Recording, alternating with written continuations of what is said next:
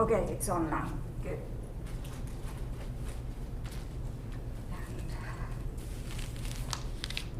So I would like you to turn to page 406 in your book.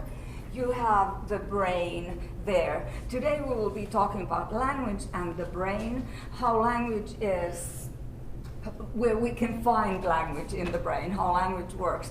This is going to be very, very basic anatomy, extremely basic, and this area of linguistics, where we look at how language is realized in, physiologically in our brains, that is called psycholinguistics. Actually, psycholinguistics covers also language processing, and it covers also child language acquisition. Most people put child language acquisition also there, and that we have already covered. So psycholinguistics looks at language and the mind. And then a sub-area of psycholinguistics would be neurolinguistics, and that is specifically how language is organized in the brain, or languages. So that's what we will be talking about today. And as I said, this is a very, I don't want to say superficial, but kind of like sketchy coverage of that area. Read everything in the book, and you'll get a deeper understanding of this. But I am picking up those key areas that are really important for understanding that our brains are essential for the fact that we are talking, for everything else as well. So that's psycholinguistics. This is a small adventure into psycholinguistics, and I'll just erase this from here so we can focus on the concepts.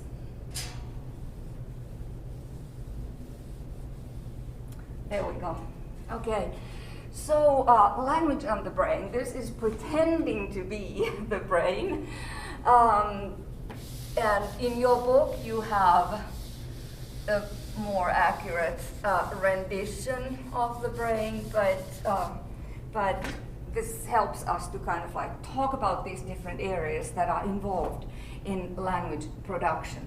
So, of course, whatever we do, the brain is involved.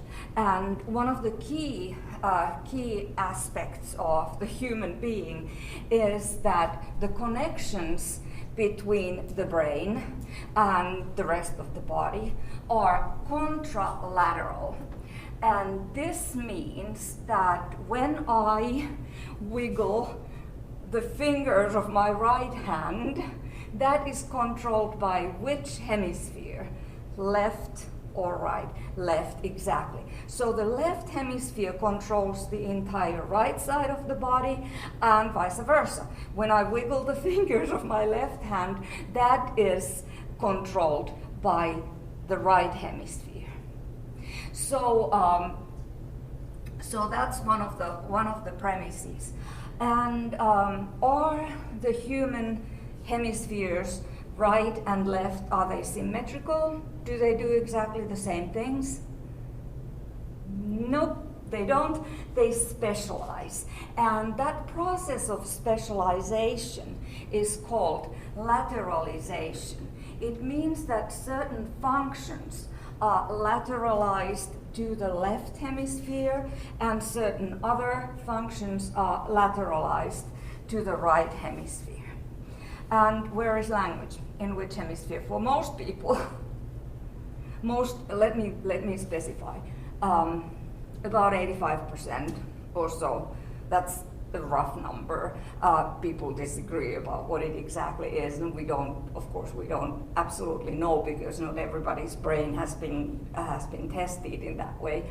But roughly, let's say just the majority. The majority of right-handed people have the language in the which hemisphere? In the left, yes, exactly. So language is in the left hemisphere, and the process of lateralization is, as I said, it's a gradual process. It means that certain activities, certain functions, brain functions, they kind of settle in one or the other hemisphere. So in the left hemisphere, we have speech and language. Most people, this is not like a clear-cut thing, but it gives a really good idea of how it works for the majority of people. Right-handed people are a little bit different. Left-handed people are a little bit different. The language is more evenly distributed between the left and the right hemisphere, and also some studies show that there might be some slight gender differences, but we can just, basically the generalization is that language and speech is for most people in the left hemisphere. Also writing is in the left hemisphere. Temporal order and temporal order reading, those tend to be on the left hemisphere. Associative thought, mathematics, logic, analytic processing, and the right visual field, because even though our left side of the brain is connected to the right side of the body, in our eyes we have from our eyes we have access to both hemispheres. From the right visual field in both eyes, there's access to the left hemisphere, and from the left visual field in our eyes, we have access to the right hemisphere. So eyes are kind of different, and I tend to think about it so that the eyes are so vulnerable in a human being that it's really good that if we lose one eye, we still have from the remaining eye, we have access to both hemispheres, left versus right visual field. So the human being is an amazing design feature, has these amazing design features. Okay, so lateralization, when a baby is born, the baby's brain is not what is referred to as a tabula rasa, a clean slate, because the baby has been around for 9 months already. But of course, their brains are not lateralized yet. So the lateralization process is very, very slow, and it takes several years. Your lateralization process has already taken place. So your brain is pretty much settled to the different functions. This lateralization process is it's very efficient, because if you think about an organization like a company, a commercial company, for instance, you have different kinds of people doing different things. Some people work in production, some people work in bookkeeping, some people work in sales, some people work in marketing, some people work as directors, executive directors, whatever. So everybody is kind of specialized. Even in the production area, you have different people doing different kinds of things, and that's very efficient, because it would not be efficient if everybody were dabbling a little bit on every task. Okay, so one day I go and work on the production line, and the next day I try to do a little bit of sales, and then I direct some other people here, and then I do a little bit of bookkeeping and marketing, and it wouldn't work. So that's the same thing. It would work, but it wouldn't work very efficiently. So that's the same thing with the brain, that because we have special functions in both hemispheres, it's an efficient system. It's also more vulnerable in the sense that if something happens to a particular part of the brain, then that function tends to go. But the older you are, the more difficult it is for the brain. The brain also has the capacity of the other parts of the brain to pick up the functions that were lost if there was like a stroke or if there was a lesion or whatever in one part of the brain. But the older we get, the more difficult that kind of reassigning of the functions to the other side of other parts of the brain will be. So if a child is young and something bad happens to the child's brain, it is more, the child's brain will be able to recover. The younger the child is, the easier it is for the child's brain to pick up the functions that were potentially lost. And we'll perhaps talk about that a little bit more. At least there's more talk about that in the notes that I have posted already. So let's take a quick look at the right hemisphere. So if left hemisphere has math and language and logic and sequential reasoning, the right hemisphere, what might that have? And we're talking about adults. Would be, interestingly, it would be music, it would be non-verbal sounds dealt with in the right hemisphere, visual spatial facts of life, like for instance, facial recognition is in the right hemisphere. So we recognize people's faces in the right hemisphere. Melodies, music, I mentioned that already, and holistic processing. So if the left hemisphere is kind of like, focusing on details and nitpicking on the details and the reasoning and so on, the right hemisphere looks at things more holistically, and also impulsive behavior is there, whereas caution is in the left hemisphere. And it is, of course, everybody uses both hemispheres. So you sometimes see, like online, you see these, test whether you're a left brain person or a right brain person.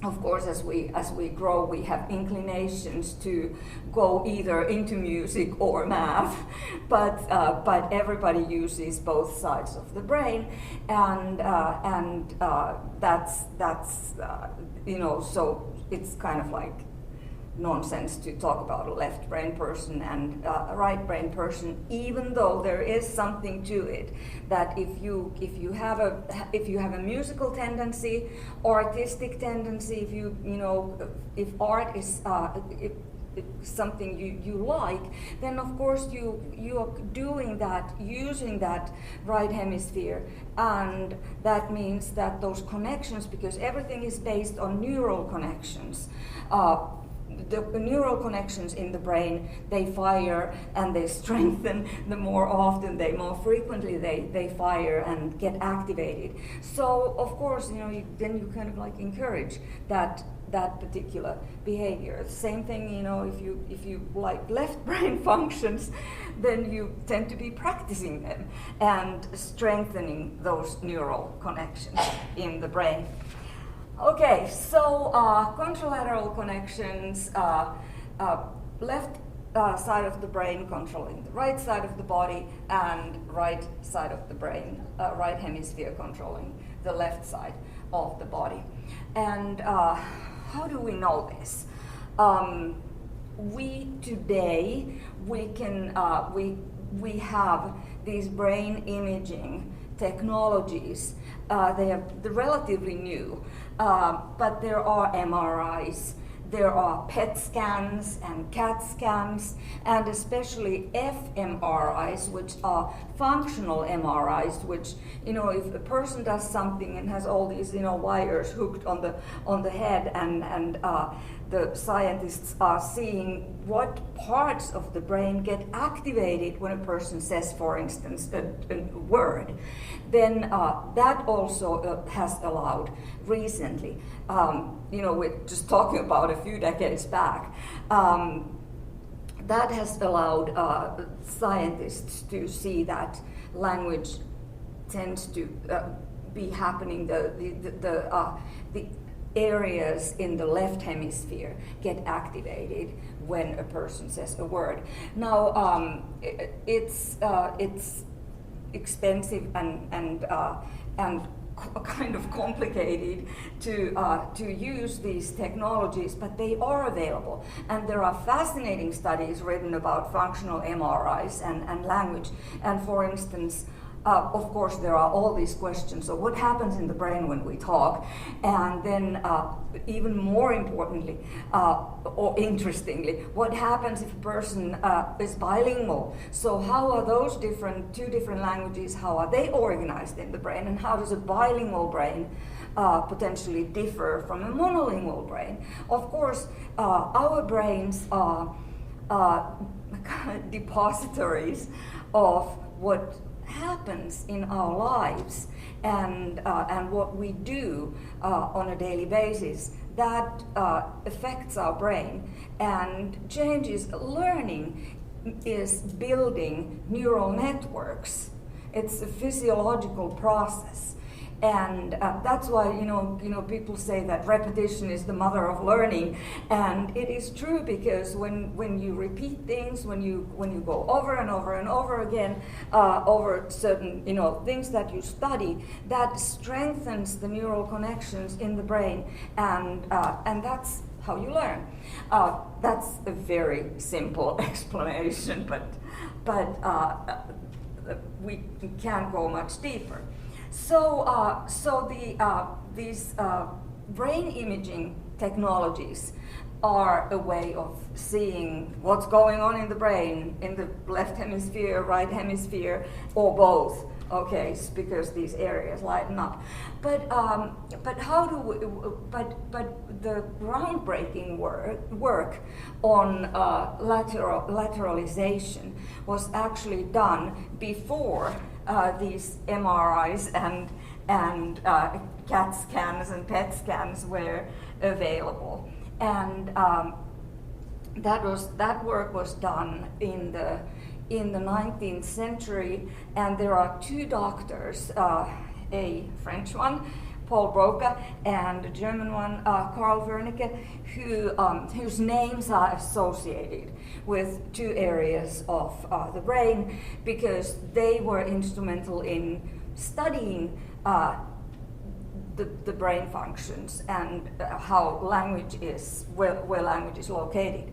And it turned out to be a little bit more complicated than just that language is located in the left hemisphere. There are different kinds of language functions that are located in different places in the brain. So Paul Broca was a doctor, and I've got notes on this on Blackboard. So Paul Broca was a French doctor. I think I posted his picture there on Blackboard, and he lived in 1824 to 1880. So we're talking about 19th century. And he studied people, he worked with people who had strokes. And what he noticed among his patients was that when a person had a stroke, they tended to lose the function, the motor functions of the right side of the body. But that, interestingly, went together with some sort of loss of language. So right side motor functions of the body, they became paralyzed on the right side of the body, and they also tended to lose language. I typically ask if you have had, like, an older relative or someone who might have had a stroke. My grandfather had left side of the body, but he didn't lose his language. Yeah, and that's very interesting. That's interesting. So he had an aneurysm. He lost he was paralyzed partially on the left side of the body, but he could speak. He was right-handed, right? I think so. Yeah. Yeah. It was before I was born, but I'm always told about it. Yes. Yes. So so what Paul Broca found among his patients, they were all right-handed. I mean, that's prevalent, but if you're left-handed, good for you. That's a wonderful thing. But most people tend to be right-handed, and of course, in the past there were those very cruel procedures that if a child was left-handed trying to write with the left hand, the teacher said, no, put the pencil on the right hand, and then people became kind of like, they can do it both ways, or find it difficult to do both ways, or whatever. So it's something that is nowadays much more encouraged. But anyway, back to Paul Broca. So what he noticed is that these people who had strokes and paralysis on the right side of the body, they also lost language to an extent.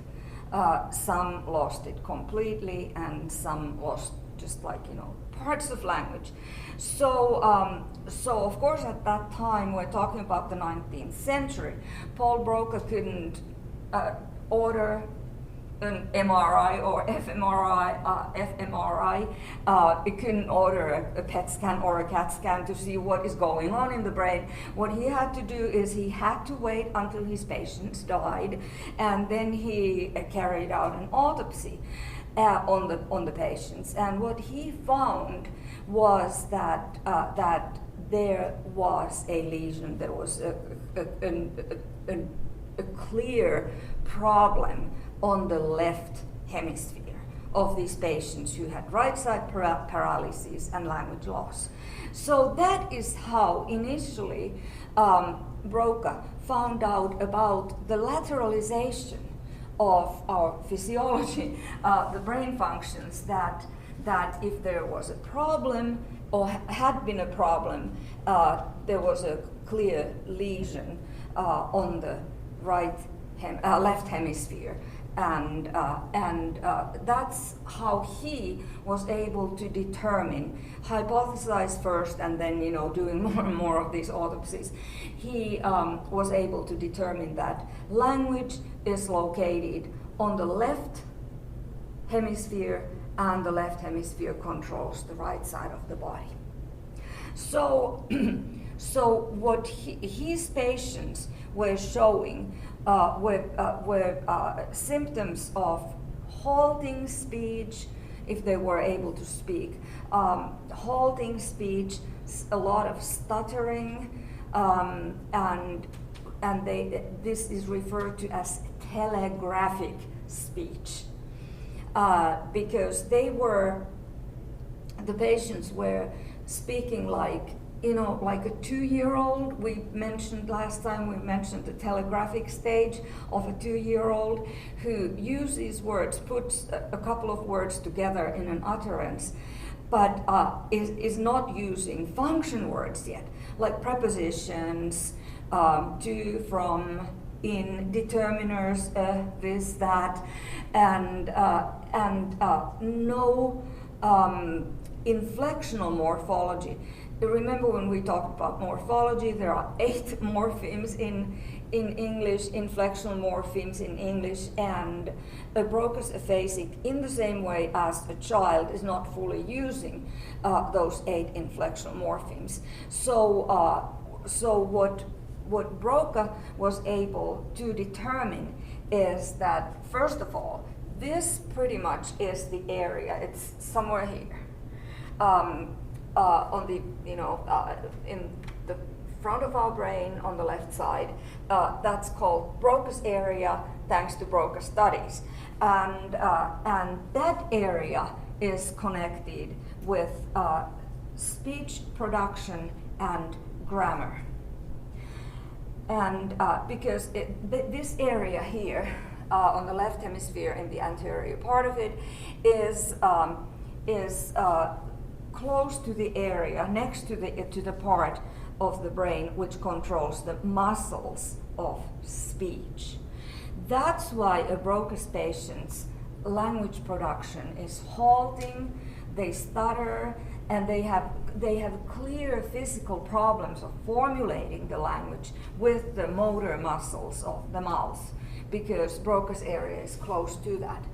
But not only the muscle function of oral muscles, the speech production muscles, not only that is affected, but also grammar.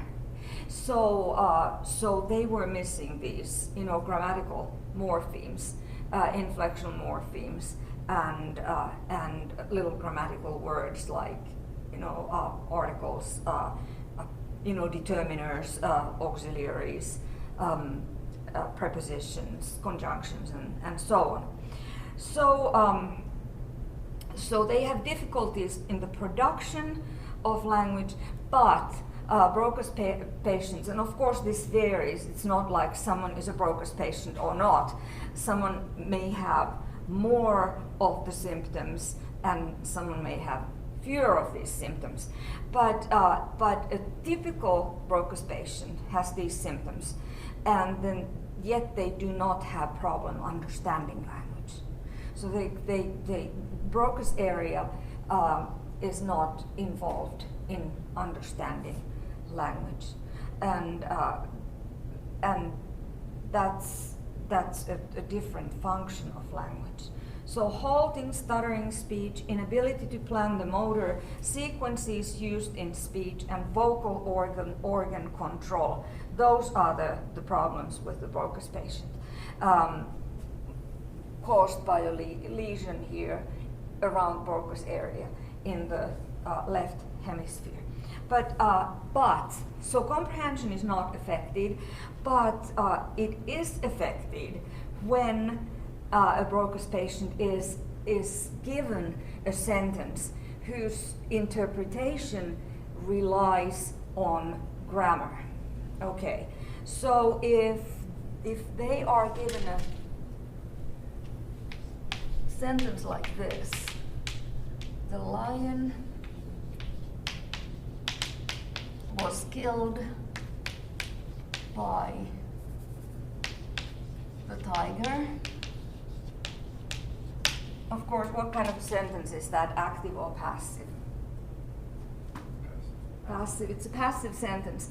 And a passive sentence is created through this, what we call a passive transformation. So the active version of that would be what? The lion is getting killed by the tiger. Or in the active version, you would start from here. The tiger Is killed. the tiger killed the lion, right? So the tiger killed the lion was killed by the tiger. They have the same meanings, okay. But our understanding of this passive version of the sentence is dependent on the grammar. So if you imagine a Broca's patient who, first of all, this is not crucial here, the processing of the determiners, they have trouble with that, but what is critical for the understanding of the passive sentence is this part here. By the tiger, by introduces this prepositional phrase that gives the agent of the passive phrase. So who did the killing was the tiger, by the tiger.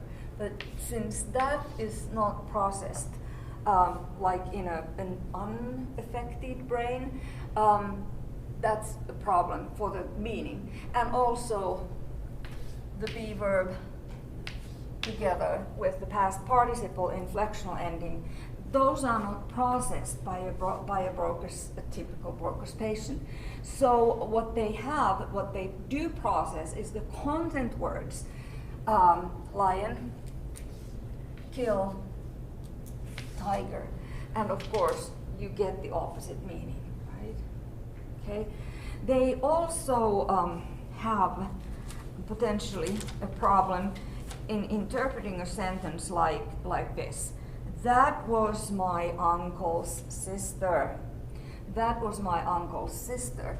Why would that be difficult?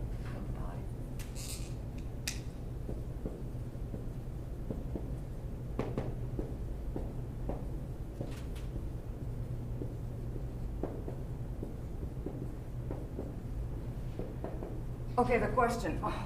Of course, you need the question first. So, if a Broca's patient is given a sentence like this and then asked, is this person a man or a woman? Why would it be difficult? Why would many of them say, I don't know?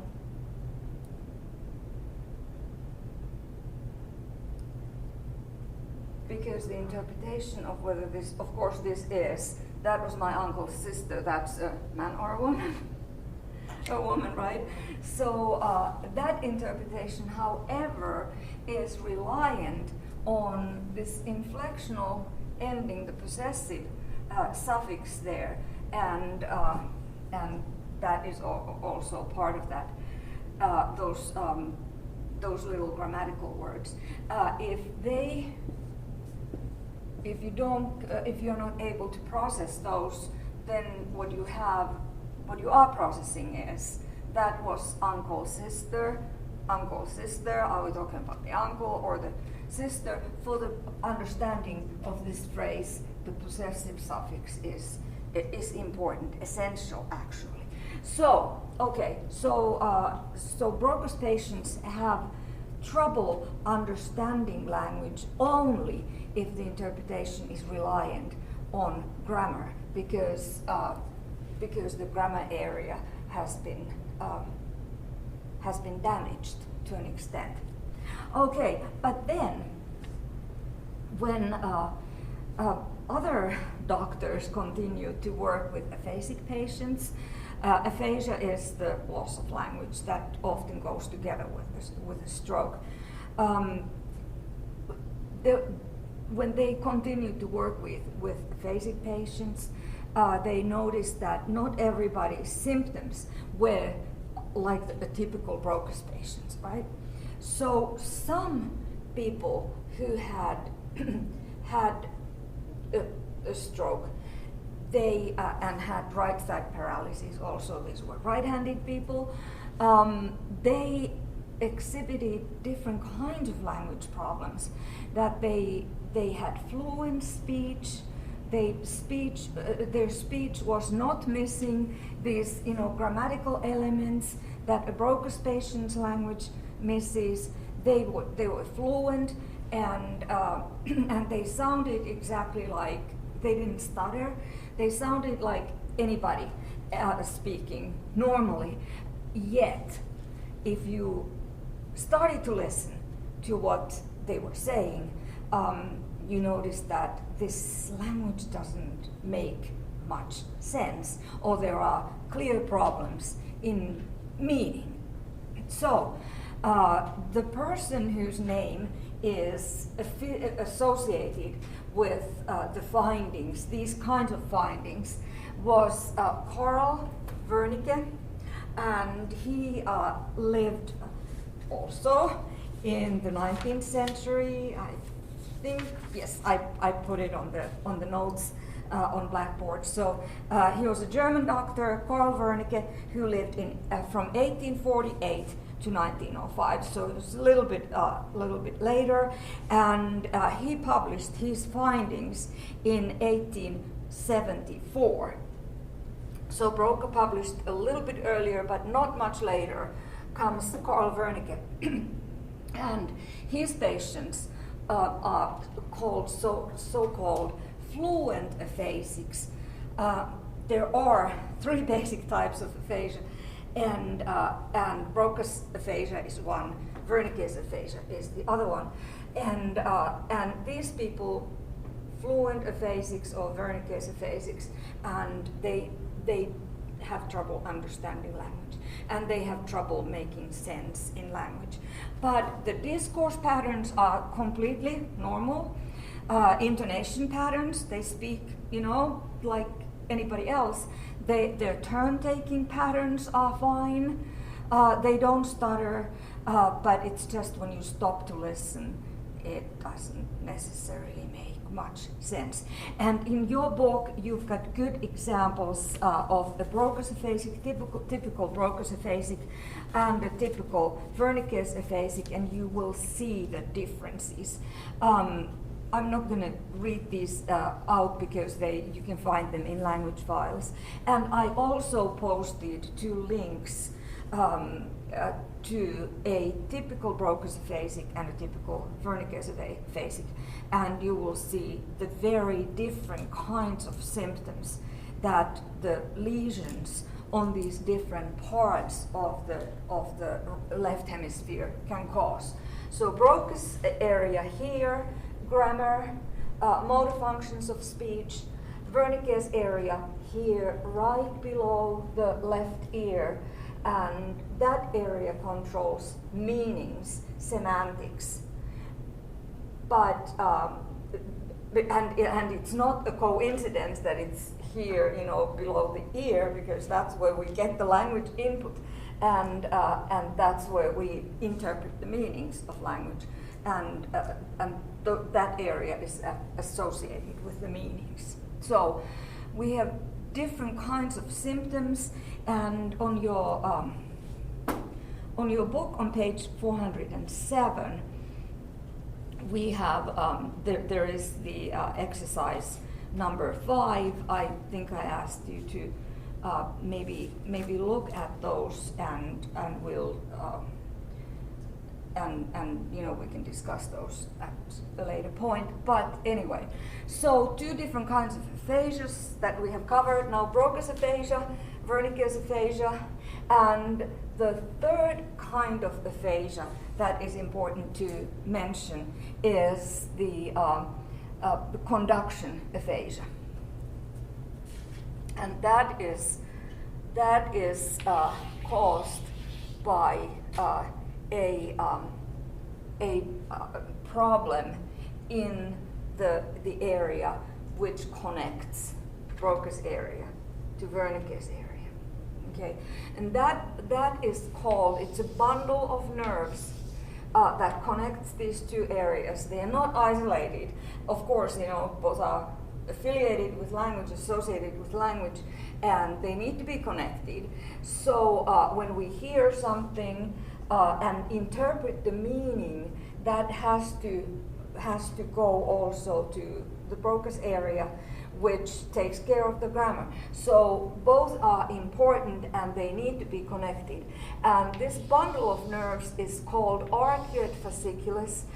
We could translate Latin, we translate it as facilitating arch, and it connects those areas. And of course, a lesion can happen anywhere. It can happen here as well.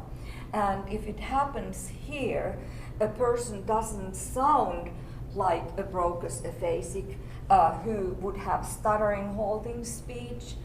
They sound like a Wernicke's aphasic, and sometimes, in some cases, the way to find out that there is a problem, that the bridge is broken, the arch is broken, there's a problem in, you know, connecting meanings to the motor functions, is if you submit these people or subject these people to a test where they have headphones on and they get language input, and they're supposed to, like a sentence, they're supposed to repeat that sentence immediately. They cannot repeat it because you hear it, and if you're supposed to repeat it, this bridge, this arch, has to be intact, but theirs isn't, so they have trouble repeating. Interesting syndrome there. Okay, or interesting symptoms, rather. Okay. So, another area that is important for language is here at the back of the brain, and it's called that area is called angular gyrus. Of course, the brain has these bumps and valleys, bumps being the sulci and valleys being gyri, and this is one of the gyri. So angular gyrus here at the back of the head, and that area takes care. It's next to the visual area, connected to the visual area of the brain, where we have these neural connections from our eyes to the back of the head, where we interpret, that's how we see things, and therefore the problem to angular gyrus is connected with problems in reading. Makes sense, because when we read, we see it, and then it's those things are processed at the back there. So there are various places where there can be a problem, obviously. So, okay, one other physiological thing that we need to mention here is the fact that our left hemisphere, even though its functions are different from the functions, its specialization, lateralization process has been different, its functions are different than the functions in the right hemisphere. The left and the right hemisphere are still connected.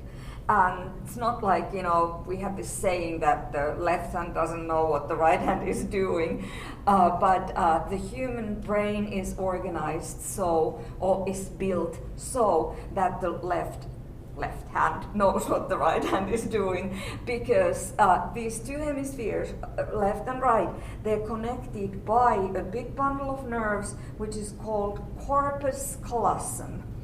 Corpus callosum. And it connects the two hemispheres, so that when you wiggle your right hand fingers, that message comes from the left hemisphere. However, you know what you're doing because the corpus callosum communicates between the two hemispheres. And interesting things happen if the corpus callosum has to be severed, which is the case in very severe cases of epilepsy, for instance, because epilepsy is this caused by too much neural activity in the brain, and of course people are always treated by medication, especially today. That's the way to treat epilepsy, by medication.